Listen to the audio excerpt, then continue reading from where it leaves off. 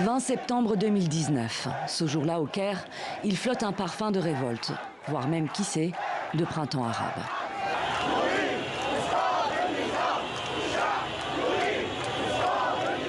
On manifeste un peu partout dans la capitale. Place Al-Shawan ou place Abdul-Mounim Riyad, près de Tahrir. Ils ne sont pas nombreux, mais tous demandent la démission d'Abdel Fattah al-Sisi. Un affront inacceptable pour le maréchal devenu président. Dans les jours qui suivent, la place Tahrir est barricadée, 1500 à 2000 personnes sont arrêtées. Des opposants, mais aussi des enseignants, des avocats ou des défenseurs des droits humains. Deux chefs d'accusation reviennent toujours, propagation de fausses nouvelles et terrorisme. Le président Sisi nie l'existence de prisonniers politiques.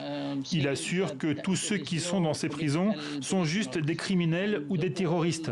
Mais les détenus, qu'ils soient dissidents pacifiques ou journalistes, qu'ils soient islamistes, laïcs ou même chrétiens, sont tous accusés de terrorisme sans aucune preuve substantielle.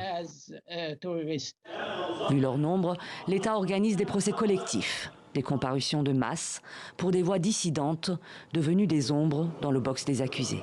Et rares sont ceux qui osent élever la voix.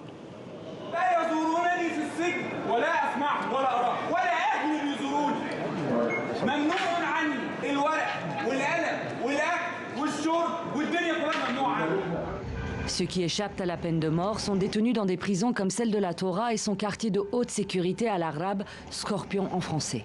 Selon les témoignages, privation, torture et négligence médicale y sont monnaie courante. Il n'existe aucun chiffre officiel, mais selon les ONG, l'Égypte compte désormais entre 60 000 et 100 000 prisonniers, dont des milliers de détenus d'opinion. À tel point que depuis l'arrivée au pouvoir d'Abdel Fattah al-Sisi, le régime aurait construit une dizaine de nouvelles prisons. Avant son arrivée à Paris, le président Sisi a libéré Gasser Abdelrazek et deux autres membres de l'initiative égyptienne pour les droits personnels, emprisonnés depuis novembre. Insuffisant pour les ONG qui appellent la France à faire pression pour la libération des détenus d'opinion et la défense des droits en Égypte.